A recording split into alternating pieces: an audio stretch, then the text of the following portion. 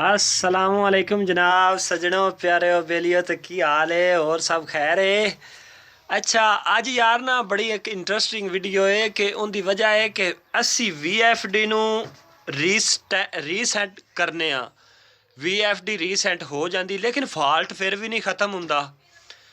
उनके बारे मैं इंशाअल्लाह ताला दोनों दो तीन तरीके दसांगा कि VFD नू अपना रीसैट करने दे भी दो तीन तरीके ने, ठीक है ना जी। कि उन्होंने किस तरह असी रीसैट करा दे कितने कितने नंबर लगने ने की उनके बारे तरतीब है या की उनका हिसाब किताब है, इन बारे मैं आज बरावन दसांगा।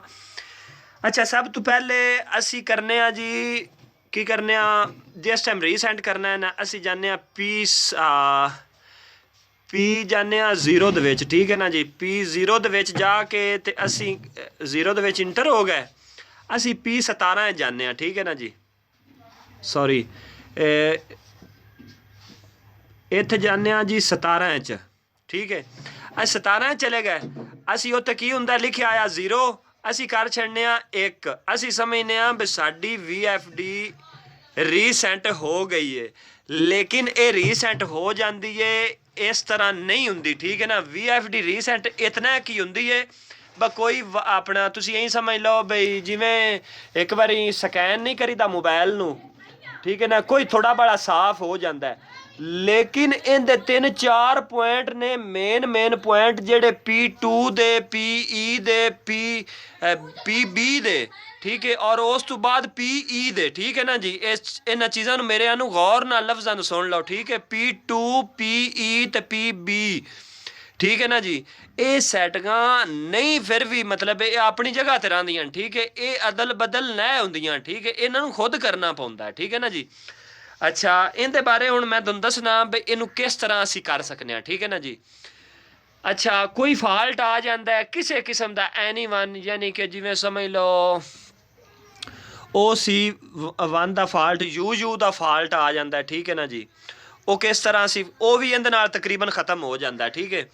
अच्छा हुण तरीकेकार ये वे बई एवें दे प्यो पहले इत्थे 60 आए, ठीक है, हुण इत्थे 50 हो गए ने, क्योंकि साडी VFD जिहड़ा छोटा मोटा है ना फॉल्ट वो खत्म कर लिया, वड्डा फॉल्ट नहीं इंज खत्म हुंदा।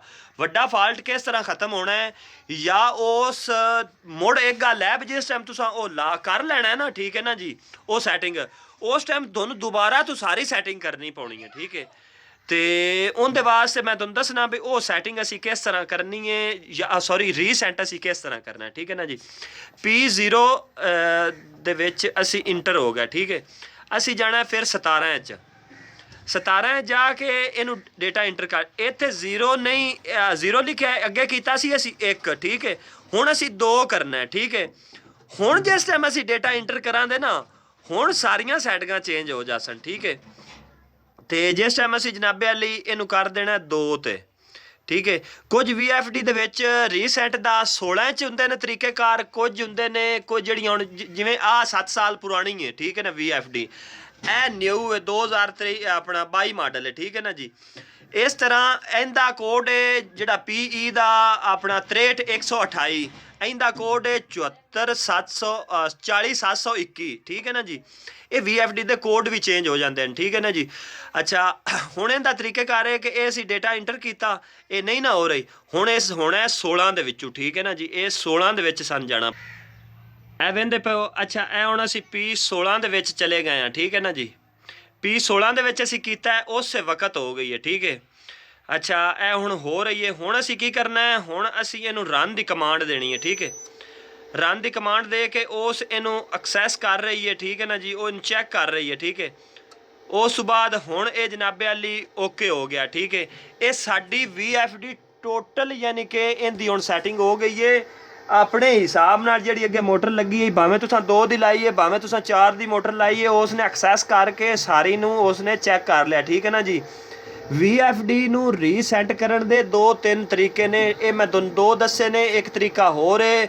वीडियो लम्मी हो जानी है नहीं तो मैं तुहानूं वो भी दस देना सी, ठीक है ना जी। अच्छा हुण इहदा तरीकेकार ये वे कि तुसां जाना है P2 दे विच, ठीक है। P2 दे विच जाना है तुसां, ठीक है। P2 दे विच असीं चले जाने सॉरी P2 दे विच जाके ए वेंदे पे सारी सैटिंग साडी ठीक हो गई है, ठीक है ना जी।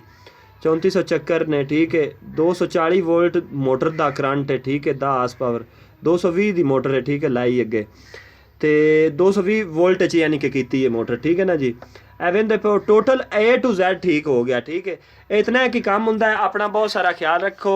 बहुत बहुत मेहरबानी। अगर मेरी वीडियो दोनों अच्छी लगी है तो इनू मेरे अग सिर्फ और सिर्फ तुसा दुआ करनी है। हो सके तो सबसक्राइब कर देना, ना हो सके तो दुआ दी रिक्वेस्ट है ज़रूर करनी है। अपना बहुत सारा ख्याल रखा जे। मेरा इंशाअल्लाह ताला जो मिशन है और जो मेरा इरादा है उन्होंने दुआ करो अल्लाह ताला मैनू कामयाब करे कि हर मुसलमान जितने भी साडे भैन भाई ने जिन्हां कोल भी ये सोलर दा पॉइंट है उन्होंने कोई मकैनिक ना लियाना पवे कि सानू आ सैटिंग कर दिओ, ठीक है। मेरी ये कोशिश है कि जितने मेरे भाई ने उन्होंने ये पैगाम मेरा मिले, ठीक है, वो अपनी चीज़ नू अच्छे और बरकरार तरीके नाल रखन और उनकी किस तरह ख्याल रखना है, किहड़े फॉल्ट आउंदे ने उन्होंने किस तरह ठीक करना है, उनके बारे मैं इंशाअल्लाह सारी इन्फॉर्मेशन देना, ठीक है ना जी।